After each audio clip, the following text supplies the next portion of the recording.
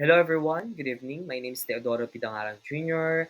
and you can call me TJ. My group mates from Section B of Module 7 and I will be presenting the topics of monitoring and evaluation, and I've been assigned to discuss the topic evaluation, design, or methods, which is the ninth topic on our agenda. Let's go with the objectives. For my part, the objectives is to discuss evaluation design or methods. Specifically, the first three evaluation design, we have randomized control group, pretest, and the post-test. Now, we actually have seven evaluation designs, which is according to the varying needs and circumstances of communication programs. But like what I've said earlier, I've been assigned to discuss the first three, the randomized control group, the pretest, and the post-test. Now, one important question that you need to answer before considering the appropriate evaluation design is, does the program have enough time, money, and trained personnel? Because if the answer is yes, you may choose from among the first three designs that we will be discussing. The first design is the randomized control group. It is a classical experimental design renowned for its high internal validity, ensures that measurements accurately capture intended variables, minimizing interference from external factors. By effectively isolating the effects of interventions, it offers a coefficient approach in the long term. Now, this meticulous control over experimental conditions allow researchers to confidently attribute observed changes to the interventions being tested. Now, consequently, the design um, offers a cost-efficient approach in the long term by optimizing the resource allocation and focusing efforts precisely where they are needed. Now, for the next slide, to be able to use this design, evaluators need, firstly, they need a representative experimental group that accurately mirrors the audience affected by the interventions. This will ensures that the results obtained are applicable and relevant to the target population. Now, the second one is the use of the PROS test questionnaires. It is actually imperative because these assessments measure the same variables before and after interventions, now offering insight into the effectiveness of the program. While the questions may not be identical, they should address the key areas of interest to gauge any changes accurately. The third one is conducting a pretest on the experimental group before implementing the intervention is essential because it establishes a baseline against which post-intervention changes can be measured, providing a clear understanding of the program's impact. And of course, finally, a control group is a indispensable. Now, this group should be similar to the experimental group in all aspects except exposure to the intervention. By comparing the outcomes and experimental um, and control groups, evaluators can isolate the effects of the intervention from other influencing factors, thus ensuring the validity of their findings.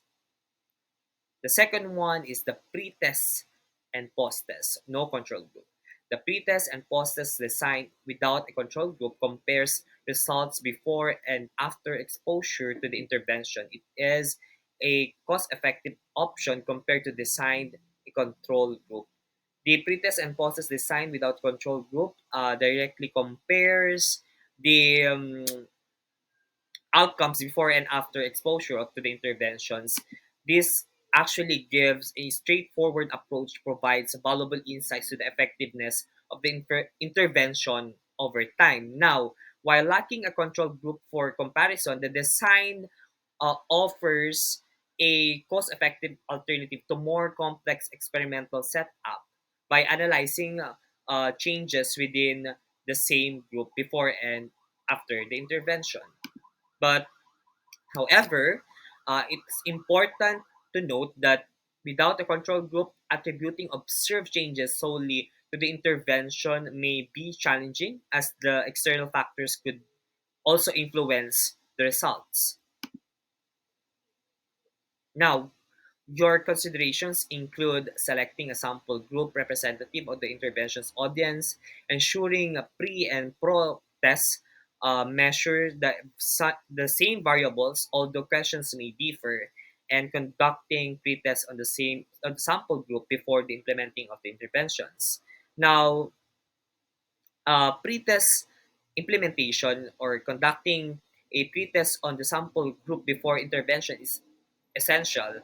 This because establishes baseline data allowing for comparison with post-intervention results to determine the program's impact accurately. By capturing initial conditions, evaluators can track any shifts or improvements resulting from the interventions. Now, we also have the post-test and control group design.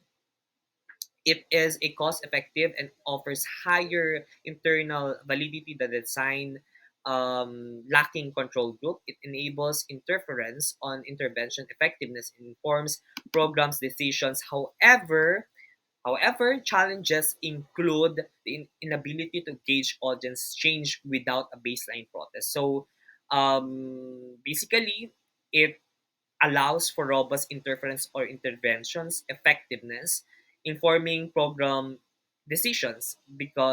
But we need to take note that challenges include finding a suitable group control group and the inability to gauge audience change without a baseline pretest.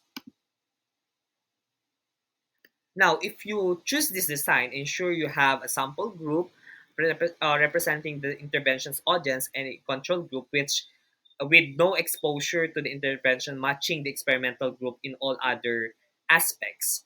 Because firstly, the sample group, it ensures a sample group. We need to ensure a sample group because it effectively measures or the mirrors the audience targeted by the intervention. It also ensures that the results obtained are applicable and representative of the population under the study. Now,